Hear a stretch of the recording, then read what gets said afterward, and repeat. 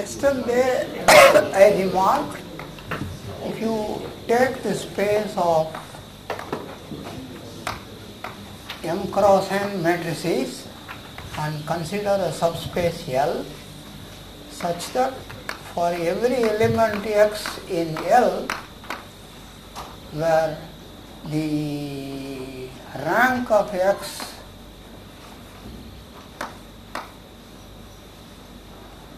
is greater than or equal to k plus 1,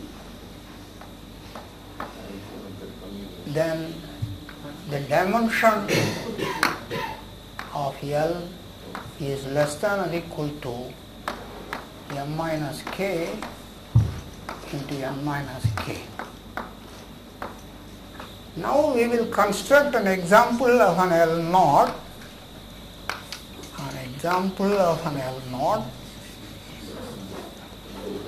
of such a subspace where the dimension is equal to m minus k into m minus k.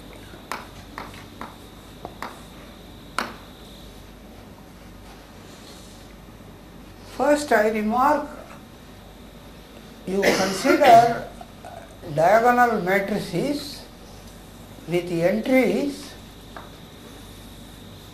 You choose a polynomial P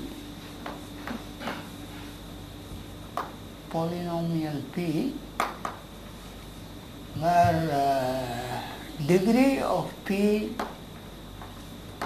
because I have here k plus 1, degree of P less than or equal to P minus k minus 1, and this matrix is of order P cross P.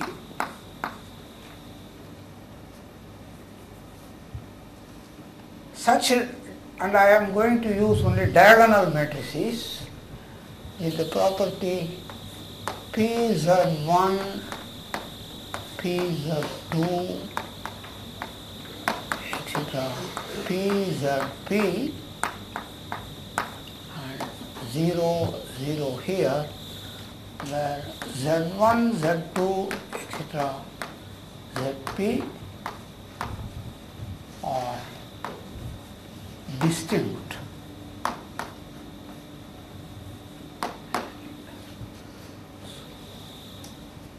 And to describe such polynomials, you need P minus k coefficients. So such diagonal matrices, let me denote the linear space of such matrices by dpk, with dimension p minus k, because the degree is less than or equal to p minus k minus 1. Now if you look at such matrices, at the most p minus k minus, because this is the polynomial of this degree, at the most p minus 1, k minus 1 zeros can appear in the diagonals.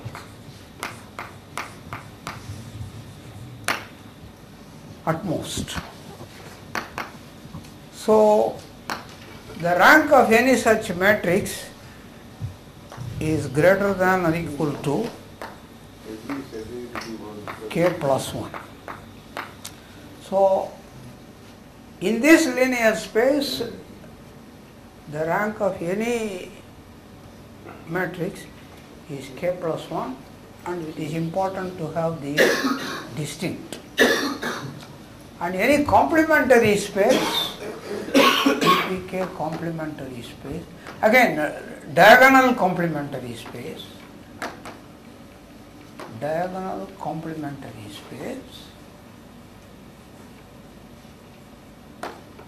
P minus k, so the dimension is k.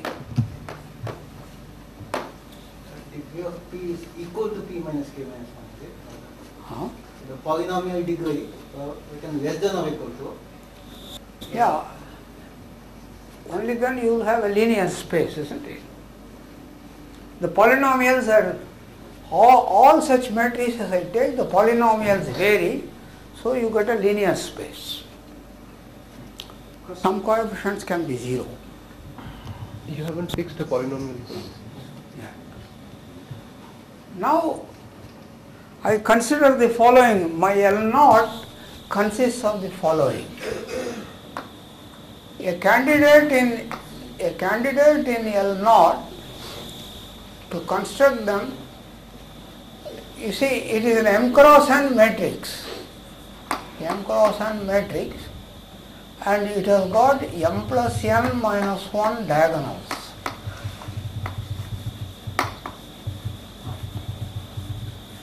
So if you write it as A11, A12, A1n and A21, etc., A2n and AM1, etc., AMN.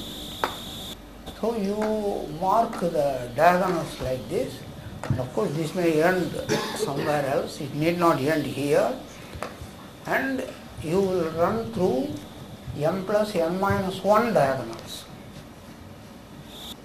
Discard all diagonals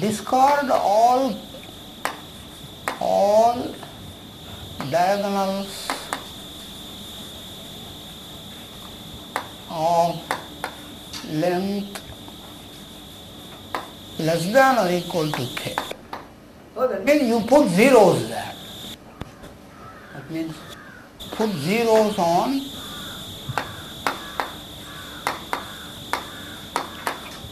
such diagonals.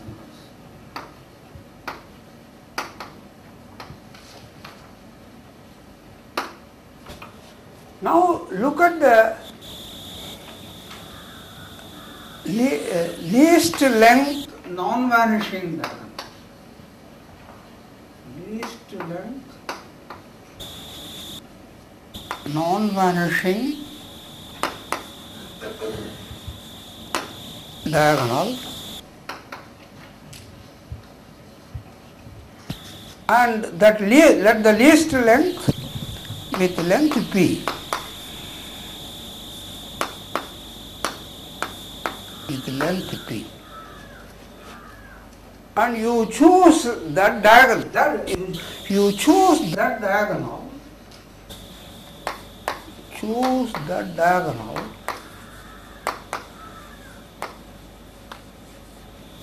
from the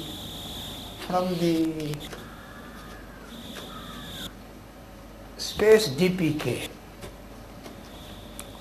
So that diagonal you fill with the diagonal of the from dpk. So I just take this diagonal and plant on the diagonal of length p, and above that it is 0, because that is the least length non-vanishing diagonal. Of course it may be a diagonal there or it may be a diagonal here. Now this is non-vanishing. So look at such a diagonal and consider the p cross p minor. That p cross p minor is either a lower triangular matrix or an upper triangular matrix, and the diagonal of that minor has this property, namely at least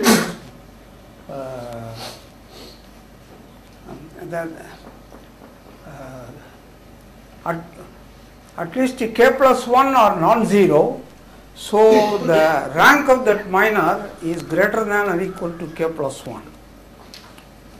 Rank of the minor such a minor is greater than or equal to k plus 1.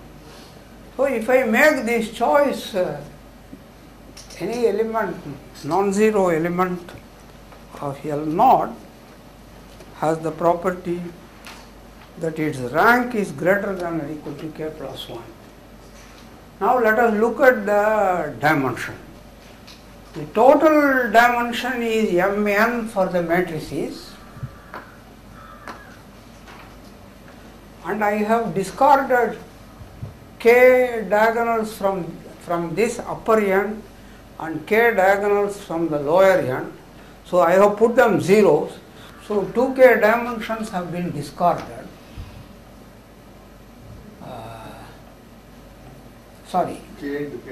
They have length. So you have diagonals of length 1, diagonals of length 2, etc., diagonals of length k. They have been discarded, and that happens twice because you can start from here or you can start from here. So you have k into k plus 1 that has been discarded. And in choosing the least length diagonal, I have used now the remaining number of diagonals is m plus n minus 1, that is the total number of diagonals, minus 2k which have been already accounted for, and the constraint is that the p diagonal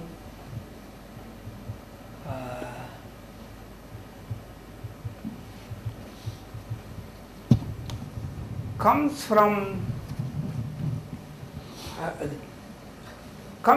dpk, and the complementary dimension is k. So from each k dimensions have been thrown out. So this multiplied that, so you have to subtract that into k. So which is mn minus k square minus k, then there is plus 2k square and plus k minus m plus n into k. So this is gone, and 1k squared survives. So you have mn minus m plus n into k plus k squared, which is m minus k into n minus k. So this subspace L0 achieves the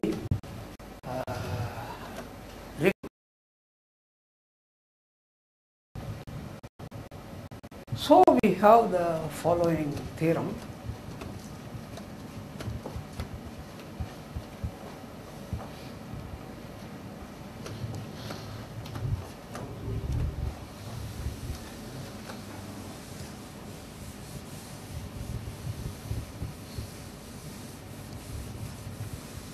So from the point of view of entanglement, we have to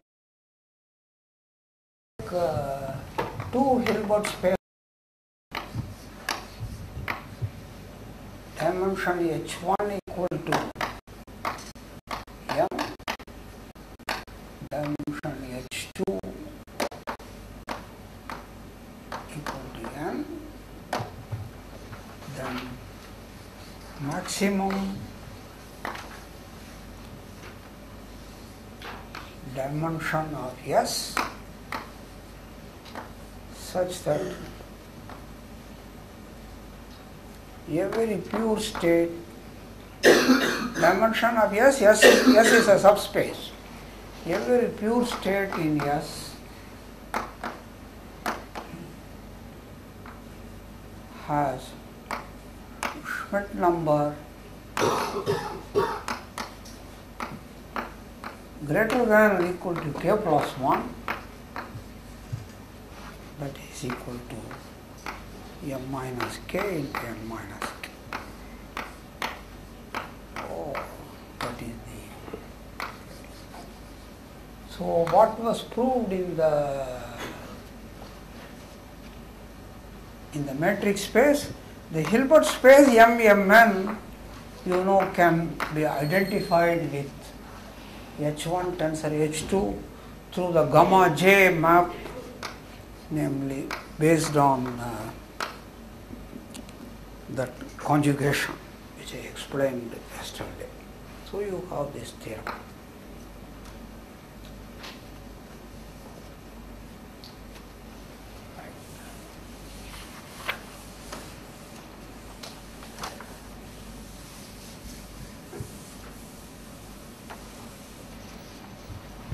Then I want to devote some time to a famous theorem in the theory of entanglement, about which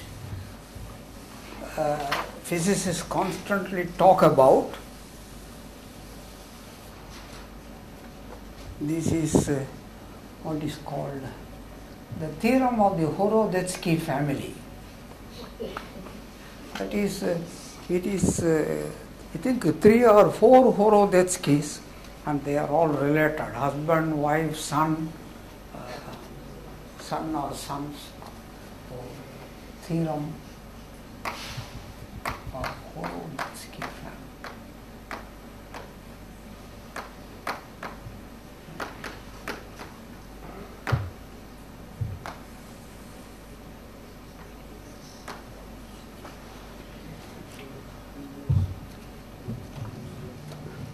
This is in the context of what is known as the Schmidt rank.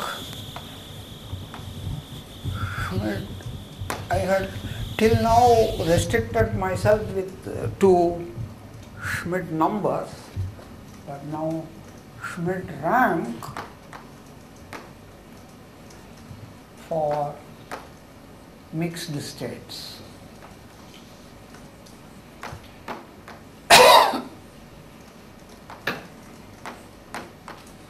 So a mixed state is simply, of course, you have 2 quantum systems and you have a composite quantum system, and you consider a state rho here, and that means rho is a positive operator and trace rho equal to 1. Okay. First, let me denote by SK all pure states C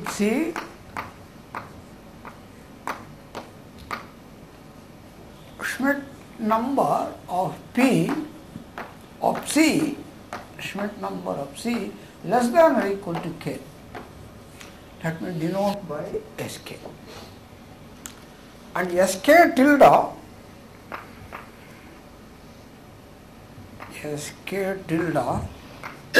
equal to all states of the following form: integral C mu deep C, where mu is a probability distribution, and C unit vector with Schmidt number less than or equal to K.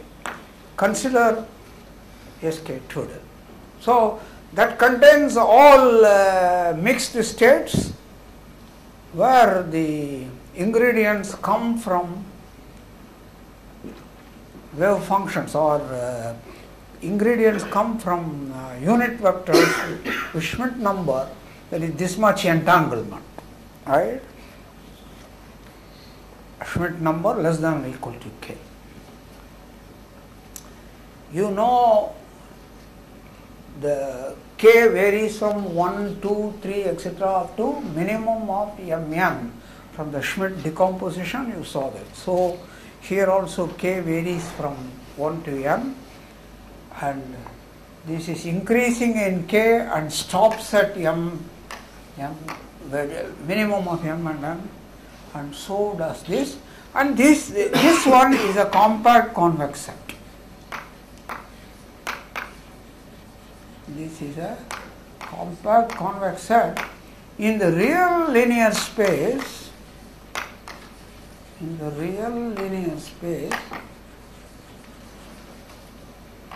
of Hermitian matrix, Hermitian operators.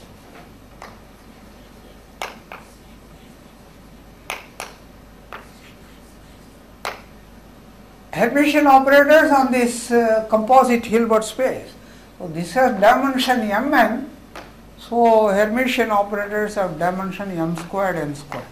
In quantum theory we deal only with the complex case, so we have Hermitian and the dimension is m squared n squared. So this is a compact convex set in a real linear space of dimension m squared n squared.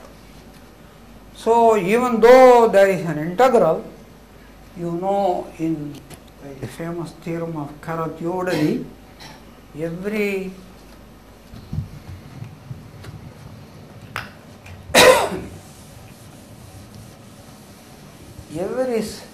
state in SK twiddle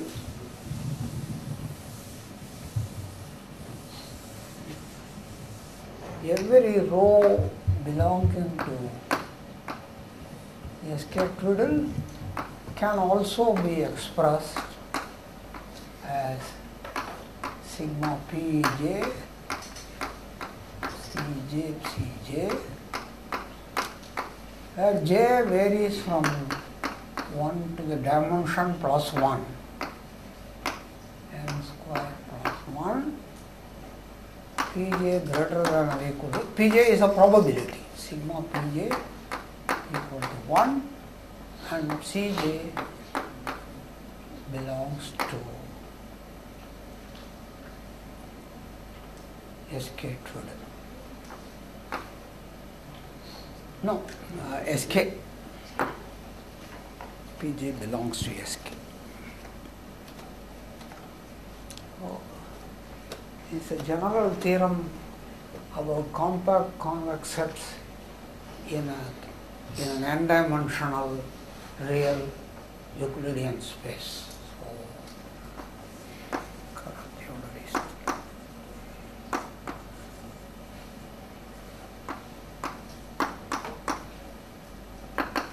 So it is enough to consider finite combinations.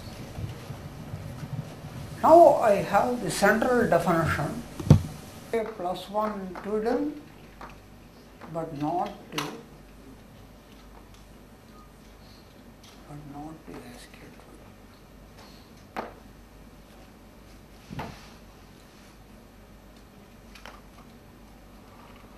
So there have been attempts to understand the Schmidt rank and compute them in special physical examples, and that seems to be a difficult problem.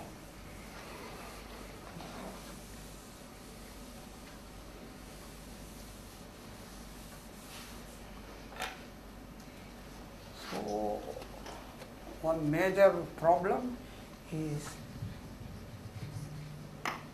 computation of Schmidt rank, or even estimate the Schmidt rank, because for mixed state that is a measure of entanglement. So first some test for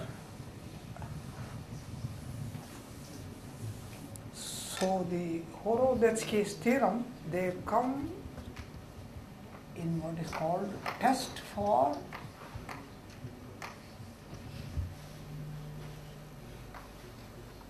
rank K.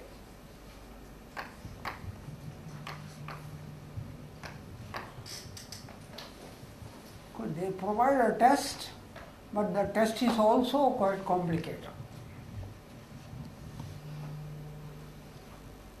And it is in this context the various degrees of positive maps play an important role.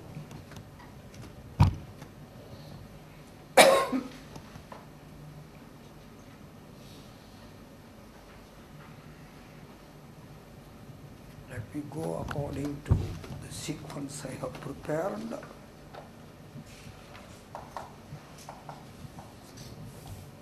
Okay. Now let us, we have this picture, you have this convex set, SK twiddle of mixed states of Schmidt rank less than or equal to K, and a state sigma varies here. And I have a state rho outside, because you see I want something outside. So for such a picture I want a test. So by the geometric Han-Banach theorem,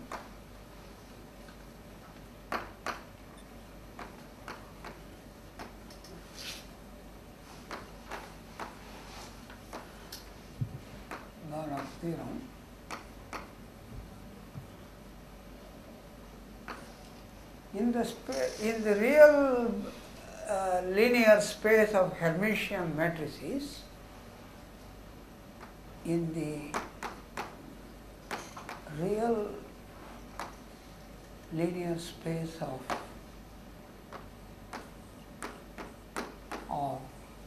Hermitian operators,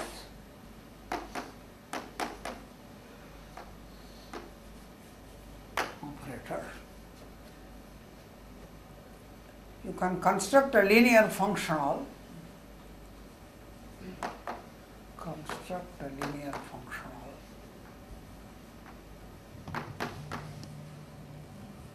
lambda such that, so I will draw a hyperplane separating rho and SK twiddle. This region is lambda dot less than a constant, and this is equal to the constant, and here lambda dot on this is less than or equal to C. So you can construct a linear functional lambda such that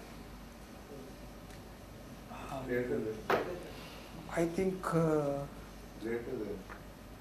greater than C, and that is less than or equal to C. So lambda rho greater than C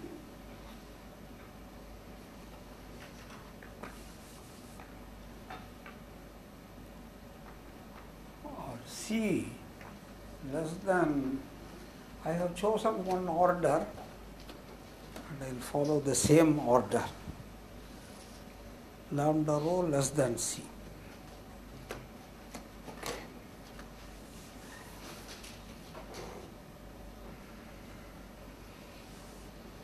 Lambda rho less than C, greater than or equal to C. So lambda rho less than C less than or equal to lambda sigma for all sigma belonging to the convex set SK.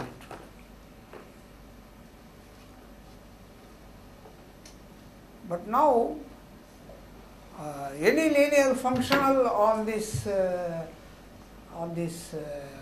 Banach space of Hermitian operator lambda x can be again written as trace Ax, where A is a Hermitian operator.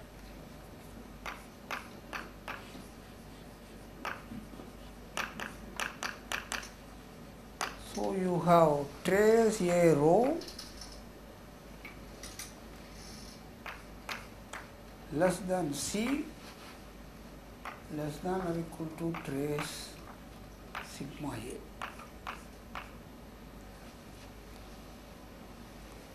But this C I can absorb here by putting trace rho is 1 because these are states.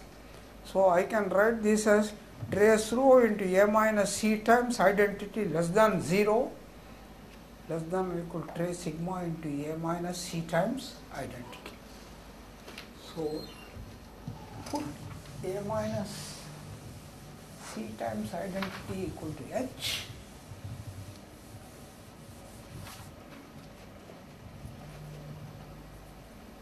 define the operator to be A minus C times identity, then you have trace row H less than 0 less than or equal to trace sigma H.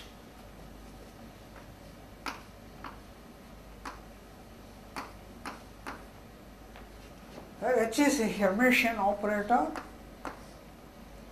on H1 tensor.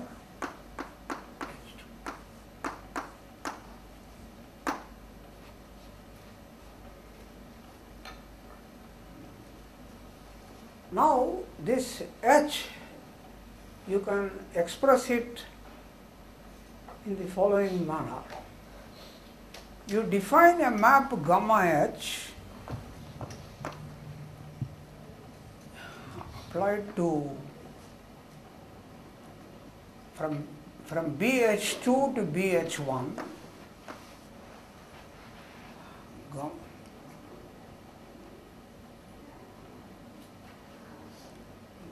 BH1 to BH2. One of the, you can do it both ways, but to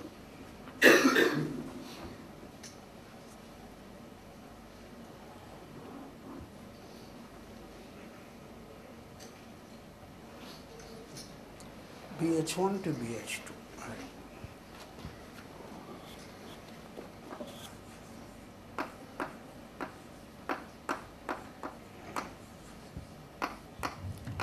You define, based on this H, you define BH, an operator from BH1 to BH2 by writing gamma H of an operator X equal to, you take X tensor product identity here, amplitude H2, and then H is an operator on both, so you can multiply. And then I want to go to BH2, so you trace out H1, trace over H1. Then gamma H is a map of this form. Then H can be expressed in the following way.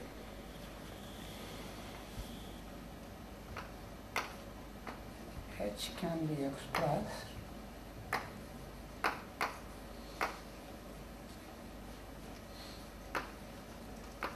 as follows. It's a proposition.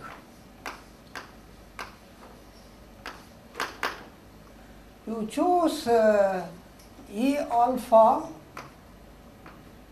a basis of rank 1 operators. For example, you can choose an orthonormal basis E1, E2, etc. and consider Ei, Ej, which gives you an orthonormal basis, and the indexing set is alpha Ij. You can also use other possible orthonormal basis. So you consider such a basis, then H can be written as sigma E alpha gamma H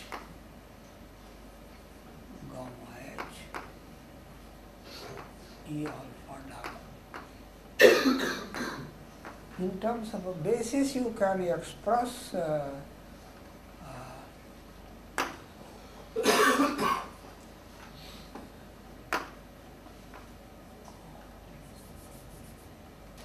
I have chosen this rank 1.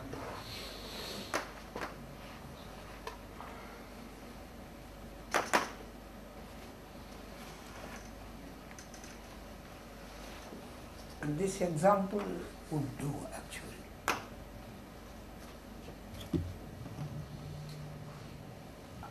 And to see this, you can choose E alpha in H1, in BH1 basis, and similarly F beta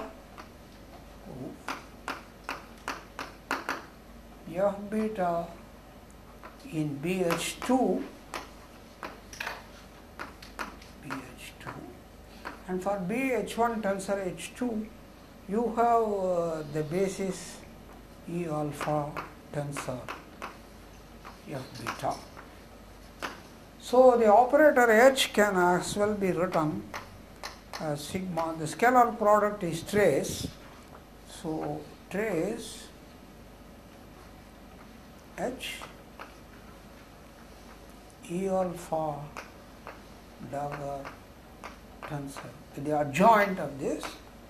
So that is the scalar product multiplied by the elements of the basis, the orthonormal basis, beta over alpha beta.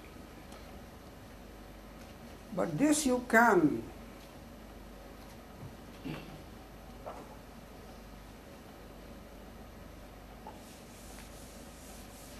rewrite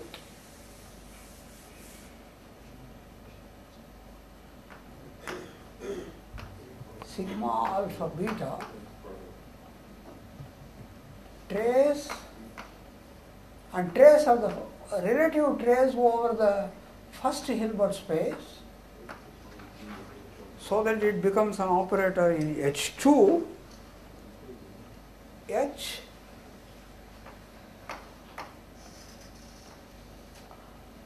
H E alpha dagger tensor identity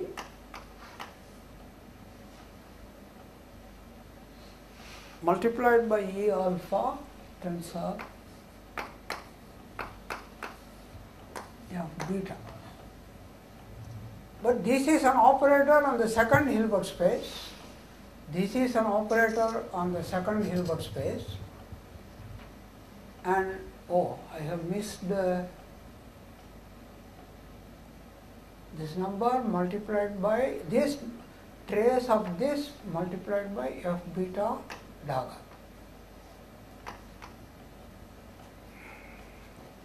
It is here, right? E alpha tensor dagger tensor identity into identity tensor F beta dagger, so F beta dagger will come out. So this is an operator in H2 and this is an operator in H2. This is scalar product. Trace of this is a scalar product in H2 and you have F beta here. So summation of this over beta, that gives you gamma H of E alpha dagger.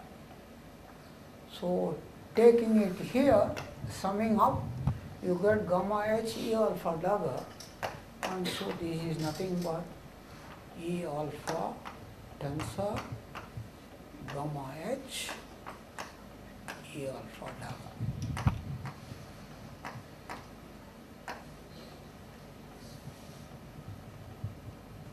And if I take the special case EI EJ basis, so the F betas are gone. So this is that proves the required identity. And if I take for E alpha this basis, then the adjoint of this is equal to EJ EI. So if I use transpose with relative to this basis, this is simply the transpose operation applied on EI EJ. That means transpose operation applied on E alpha. So E alpha dagger is this. So I can slightly change the proposition. If I choose this particular basis, up to this you can have any basis, but now this is for the chosen basis, this is sigma E alpha tensor product gamma H composed with a transpose. Now the dagger is gone, E alpha. Transpose relative to, of course I am choosing now this basis and considering the transpose relative to that basis. So this is nothing but identity transpose lambda, say I will write lambda naught, a specific lambda naught based on H, where the H itself is obtained from the separation theorem here. This applied to sigma E alpha tensor E alpha alpha alpha, and the important point here, this is the crucial lemma which the Horodetzky's use.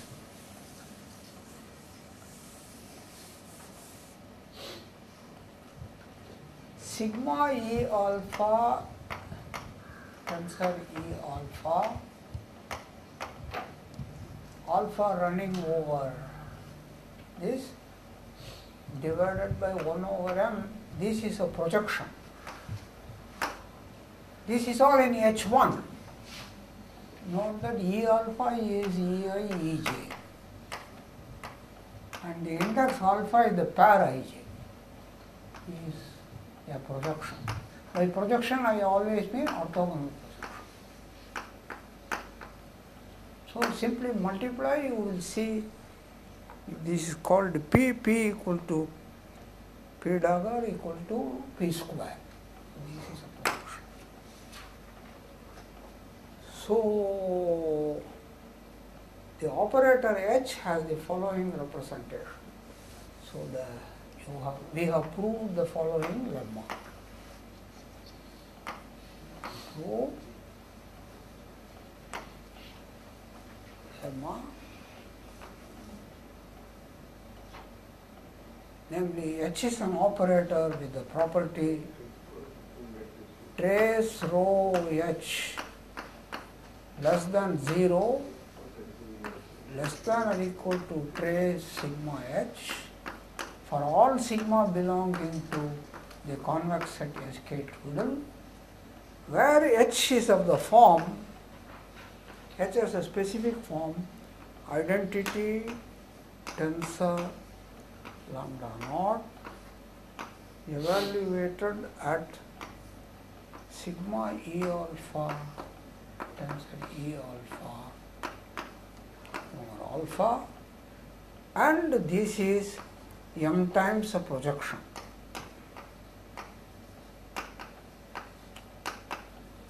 M times a projection. So that is what we have proved.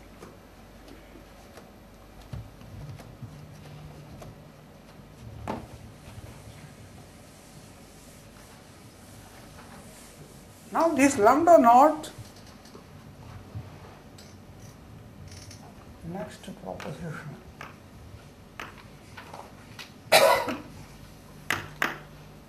Lambda naught is K positive.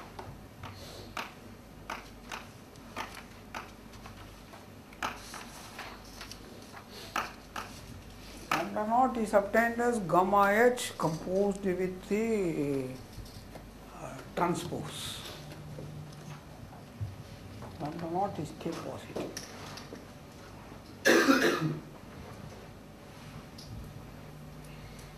Okay. Okay.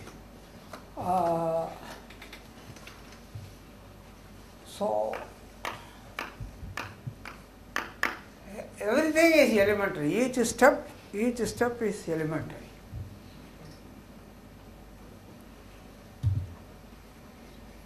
This simple algebra.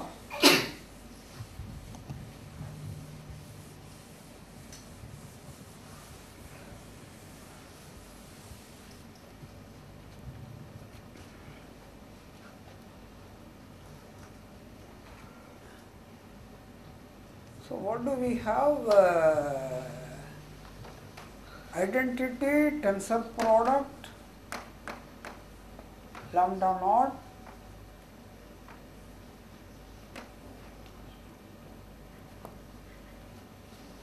applied to EI, EJ, tensor product, EI, EJ, summation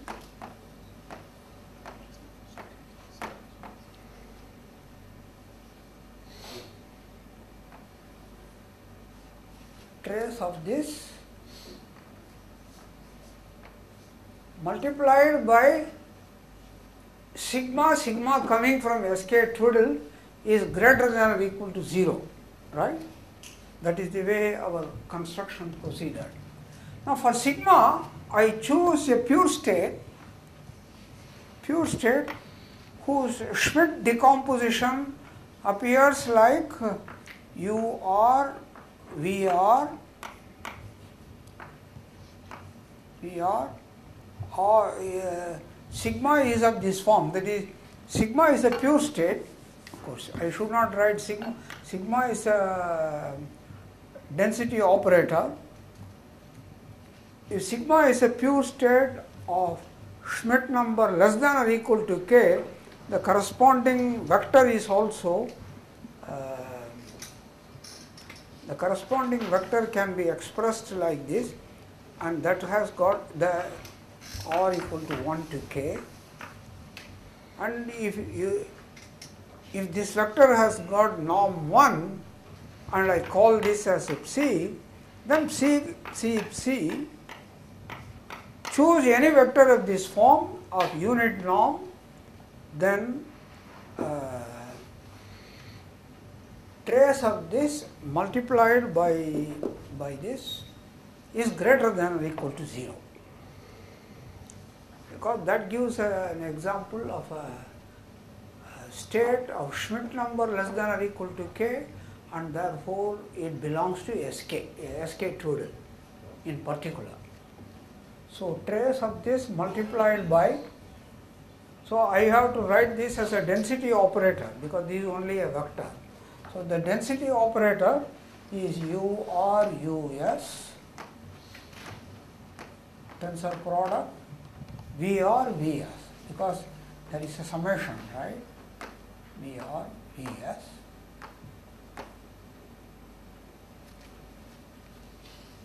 RS running from 1 to k, and then summation over all I and j, summation over all I and j.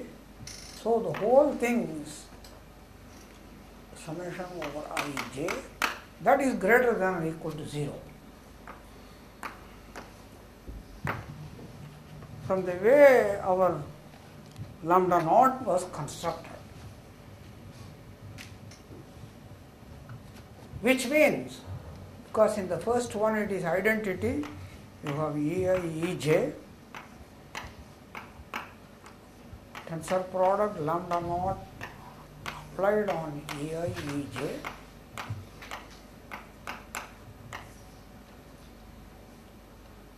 then you have multiplied by this and then trace. So in the first one you are taking trace with this, which means EJ will collapse with this. So you will have EJ UR, and then you have EI and US, and you will take trace. So EI will go to the other side. So you will have US EI, and that is the first trace, multiplied by lambda naught EI EJ. See, lambda naught EI EJ is an operator. Multiplied by this and you take the trace. So Vs can be brought to one side. So when you take the trace, you will get in the end Vs lambda naught EI EJ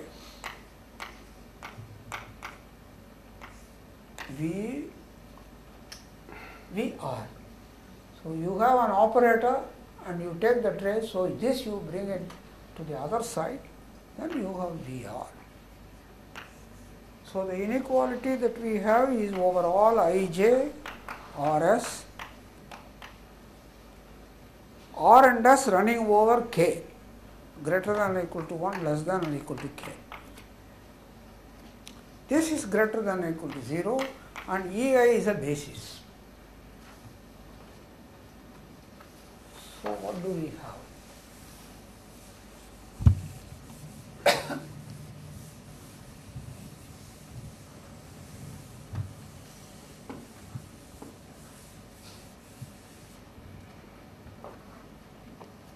So now Ej you are Ej, okay. Ej u r is a scalar. So you take this scalar here and then sum over j, and similarly us ei multiplied by ei and then summation over I. So that is a basis summation. For example, you take us ei multiplied by ei. Us ei and then you have multiplication by ei.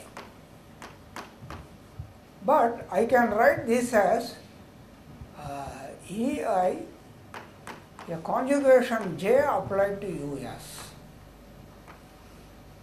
and then this is ei and then summation.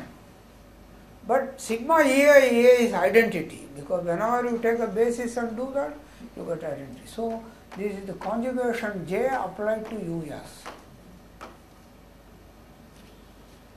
And similarly, when you do with the other one, you get the conjugation applied to with j, uj here. This is us and the other one is ur. So what you get is lambda naught jus. Jus is another set of vectors. You can call it as us prime. So you have us prime and then the other one is ur prime. And then you have Vs and Vr, Vs and Vr, summation over all Rs greater than or equal to 0 for any, you see, any wave function of this form, ur, Vr, or less than or equal to k, every one of them has got Schmidt number less than or equal to k. And then you can replace ur by ur dash, that also will have Schmidt rank less than or equal to k. So this inequality for arbitrary u, v, except for this scalar, that scalar you can implant and then pull it out, greater than or equal to 0, that is equal, and R and S running from 1 to k. That is an equivalent way of saying that lambda naught is k positive. Right? In other words, I think you have done in the course the basic definitions of 1 positive, 2 positive, and then completely positive, right?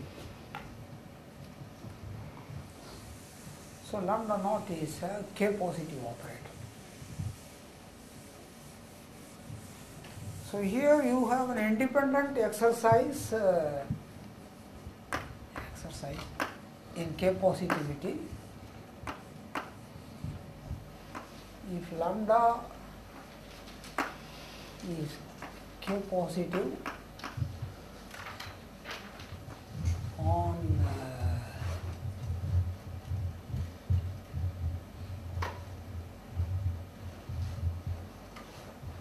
lambda is k positive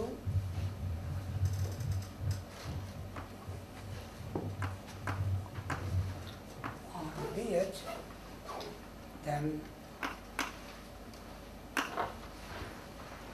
identity tensor lambda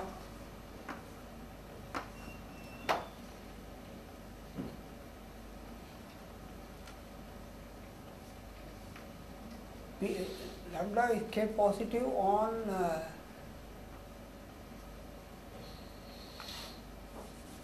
B, here is an X, BH2 to H1, from BH2 to BH1,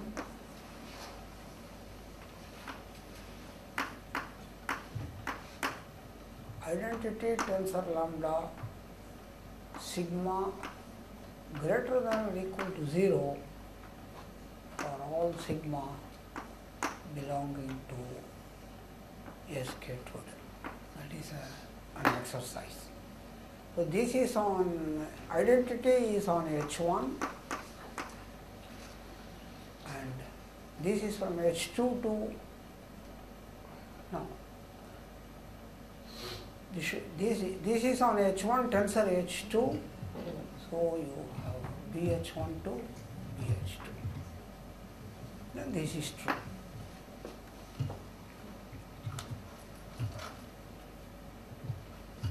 So what we have proved is the following. We have constructed a K positive map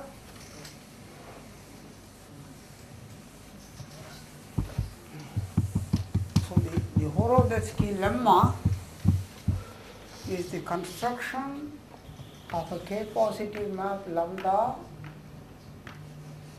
from, I have to keep track of H1 to H2 or H1 gamma H, that is H1 to H2, right? BH1 to BH2,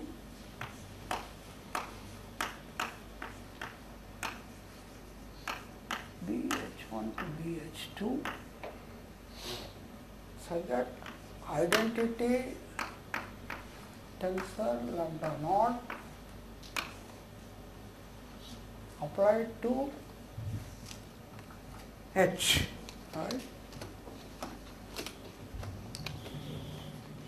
Identity tensor lambda naught applied to sigma E alpha tensor E alpha,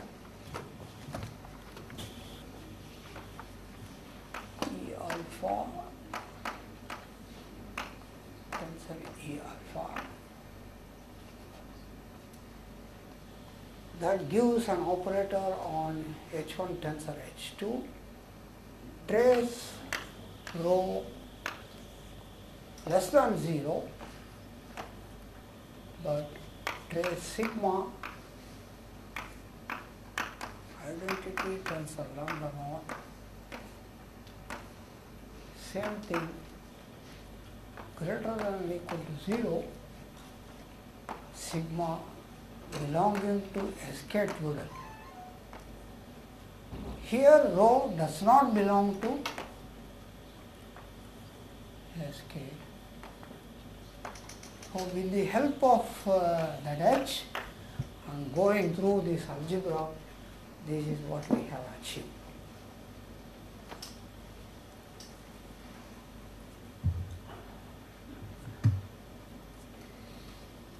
Now, if another exercise, which again you have to use the same kind of algebra which I did just now. If lambda, so I will write it as an exercise. It is tiresome to do that algebra. Lambda naught from BH1 to BH2 is K positive. If if lambda BH1 to BH2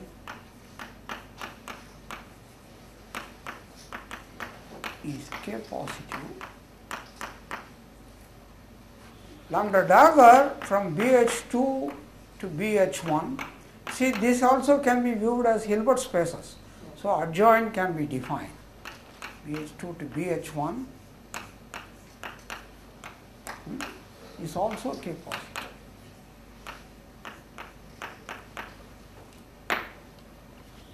And that is an exercise.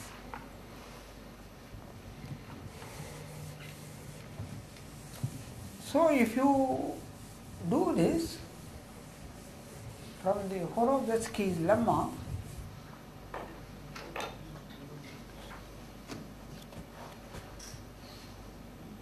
and also I gave one more exercise, the identity tensor, so I can rewrite this, namely according to that exercise, identity tensor lambda naught dagger adjoint applied to sigma, this is K positive, this is in Sk, and because of that this is a positive operator greater than or equal to 0 for sigma belonging to Sk fluid. That is K positive. But what happens here, if I take it to the adjoint to this, because this is the scalar product between rho and this operator, and if I take the adjoint there, so you have trace identity tensor lambda naught dagger applied to rho, where rho is outside, multiplied by this positive operator sigma E, because this is m times a projection alpha, this is less than 0. In other words, identity tensor lambda naught dagger rho, this is not greater than 0. So I have proved the Horowitz-Key theorem, and now I can state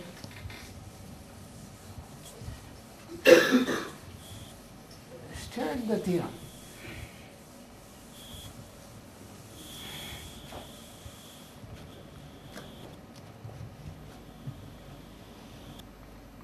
So we have the theorem.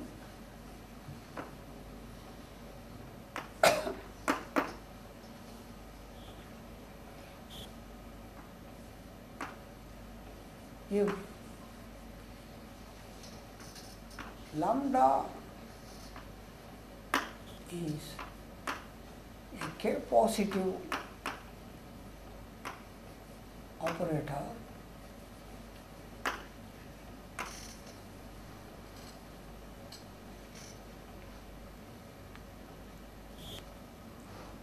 from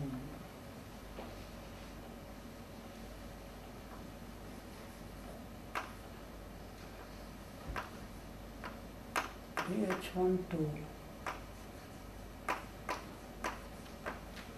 BH2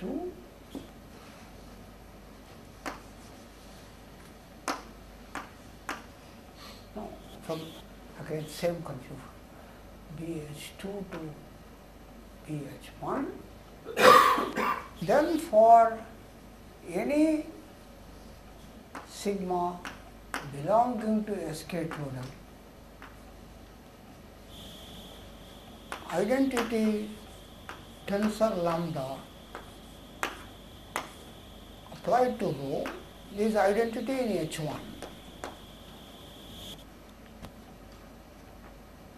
So this is an operator in H1 tensor H1, sorry, sigma.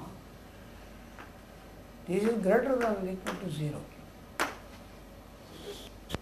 And if rho does not belong to Sk twiddle, then there exists a k positive lambda from BH2 to BH1, which is the adjoint of our lambda naught, right, in our construction. BH2 to BH1, such that identity H1 tensor lambda applied to rho not greater than. So, this is the Horodetzky theorem.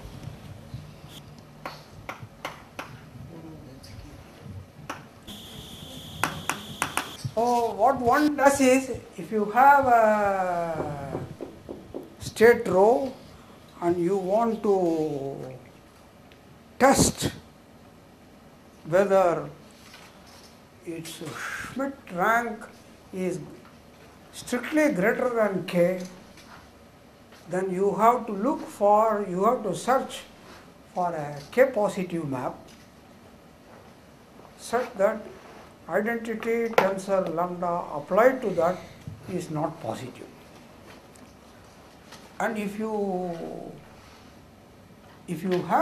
have constructed such a lambda, then such a lambda is in physical literature it is usually called an entanglement witness. A entanglement of order k, right here, entanglement of Schmidt rank k, Schmidt rank k witness.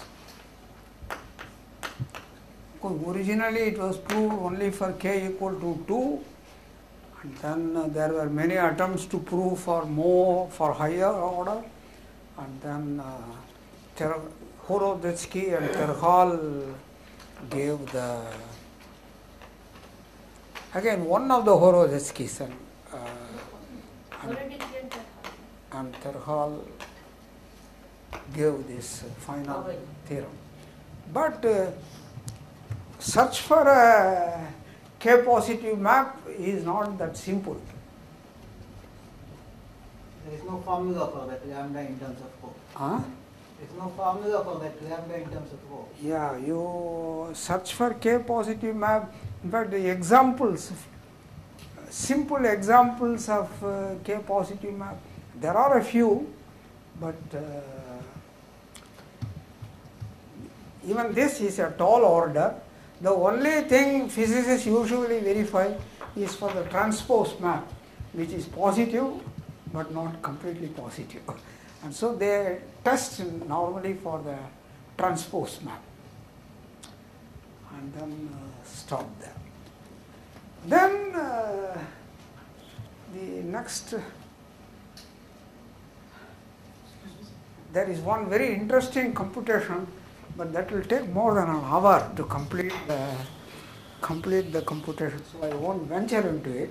But it is a very interesting example. And from the physical point of view, it is a very interesting example, and it tells some interesting phenomena, right? This happens like this.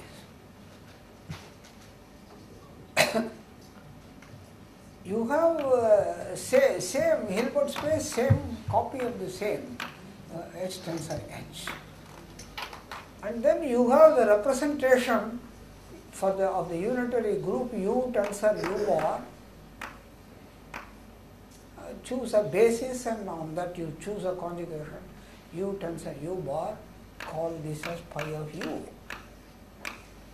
Then you can also go to the equivalent B of H, operators on B of H.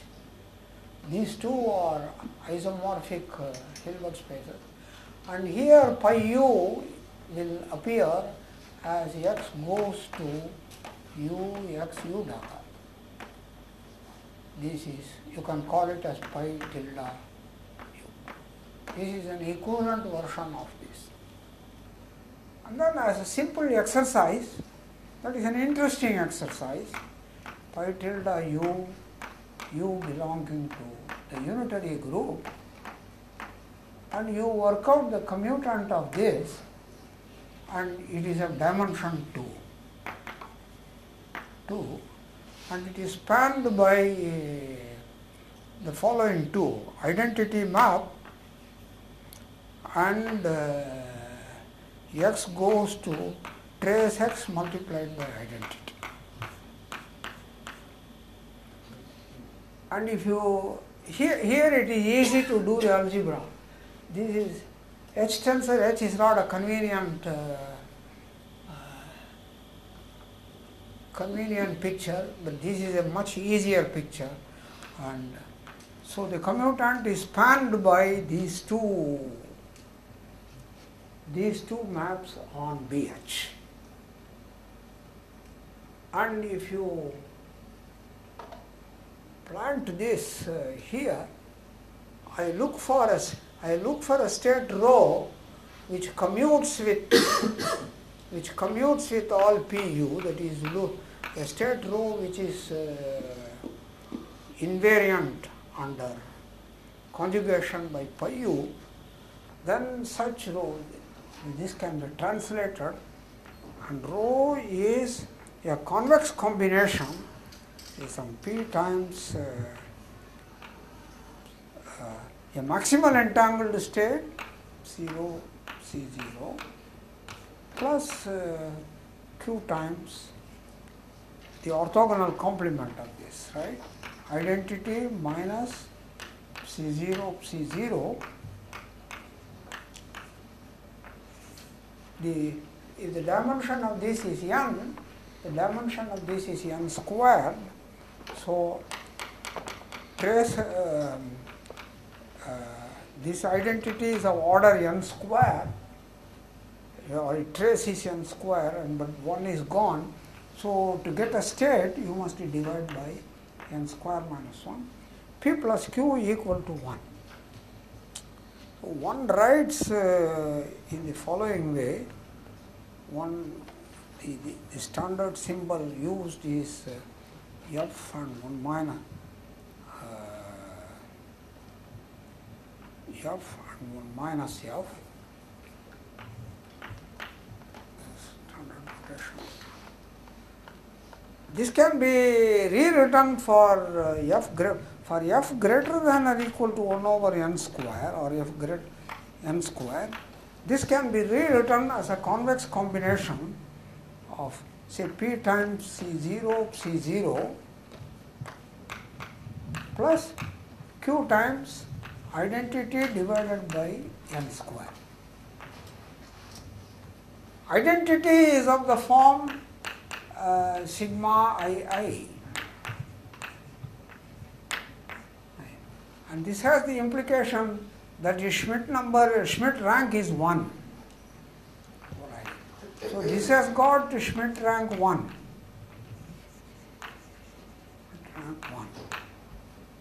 Whereas this has got maximum Schmidt rank, and that is equal to n.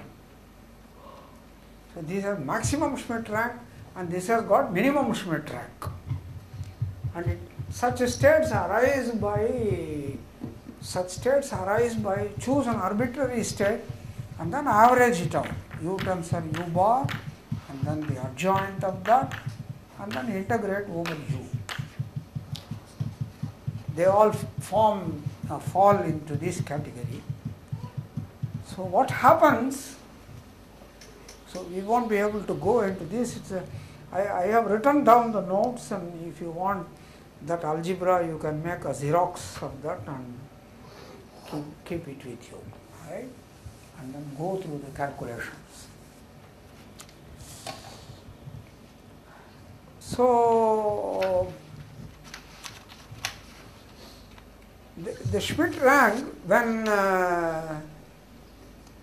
f equal to 1, this is 0, and Schmidt rank is n. And when f lies between, when f lies between k by n to k plus 1 by n,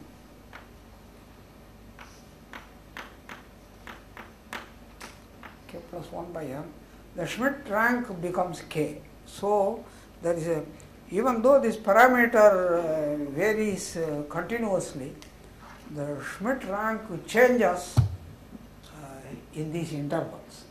So at these points, k by n, k equal to 0, 1, 2, etc. n, the Schmidt rank undergoes a change, and then it remains a constant.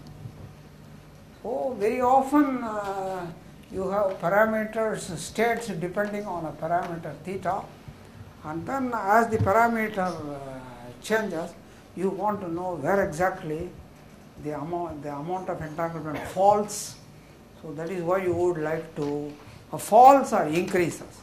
Even in dynamics, if you have one parameter semi-group of completely positive maps, which is trace preserving, so trace preserving and completely positive, and you apply it to a state rho, and that gives you state rho t, they describe irreversible evolutions of states. And then are there time points at which you take even finite dimensional matrix algebra, and you want to know whether there are time points at which the Schmidt rank can suddenly change. Oh, there are questions of this kind are very interesting. Oh, our theorems the theorems which I have initiated now may help you in looking at these problems. Then there is one more area where there is a conceptual void. One has to create some new concept, and that is entanglement in several systems. That is, you have a composite system made up of several. What we have discussed is usually called bipartite entanglement. For multipartite entanglement, what are the measures? That is an interesting area which requires thought, and some new concepts are needed. One particular concept which arises naturally in the context from the theory of quantum codes is the following. Namely, you would like to look at the states, that is unit vectors here. That means you will go to one-dimensional projection, that is a pure state here. And then the index set 1, 2, etc. k, you partition into two subsets, S1 union S2, two disjoint sets, and assume that the cardinality of S1 is less than or equal to the cardinality of S2. Then this Hilbert space can be thought of two composite systems, namely the tensor product coming from S1 and the tensor product coming from S2, from the group S2. And if this bipartite system is maximally entangled, that means the relative trace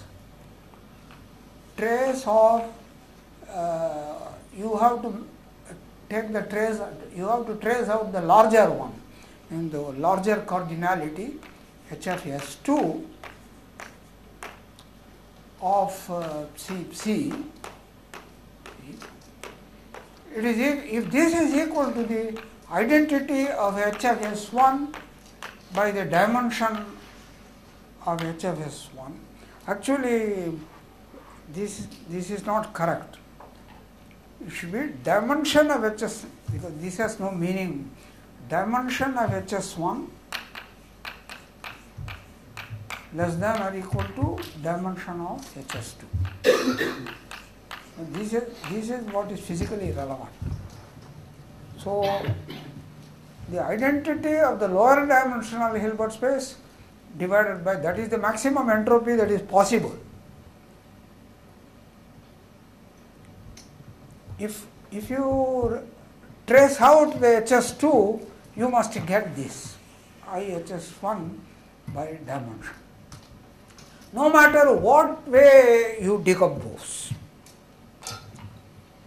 for every bipartite system derived from here, there should be maximal entanglement. Then you say it is globally maximally entangled. But a single measure, I do not know how to proceed. Are there examples of this? What is it? Are there examples of this kind of? No, I haven't. Asking for examples. Example, oh no, example, it will be quite complicated to construct in a few minutes. Oh, where is the example? You Are asked. there examples? Yeah, it is contained in a, I don't know, I haven't noted down all the references. And this happened because too many meetings and conferences came in a succession and I got a little disturbed. No, anyway, he is asking, are they known to exist? There are examples. That is what he is asking. Okay, the first most famous example arises from the Laflamme code. Actually, that was first obtained through computer search, not by mathematics. It happened in CU2 Tensor 5. You need, if you want, I want a subspace in which every psi has this kind of property, and if I want to contain if I want to get only one vector, it is always possible. But if I want a subspace of at least 2, then if I start with C2, the minimum tensor product I need is 5. If I want a 2-dimensional space. Or if I have a CD, again if I want a d-dimensional subspace in which this maximal entanglement is exhibited for every state from coming from that subspace, then I have to go to 5. But whether there exist other examples, I do not know. That is a very specific construction arising from the construction of quantum codes. And quantum codes always you have code message and you have to put a redundancy, and the redundancy and the code message have to be tightly entangled. And that is a very important principle in quantum coding. And how to achieve it is not clear. And the whole thing, all the examples known are done through GF4 based linear algebra and linear codes, and of course more complex codes come from algebraic geometry, elliptic curves and so on, and I don't know much about these things. Actually my knowledge is zero about those things, and unless algebraic geometers and functional analysts and quantum theorists, all the three collaborate, it will be difficult to know what is the problem and then tackle them. So the three have to come together to discuss. The constructions are quite intricate, and every now and then some surprise is announced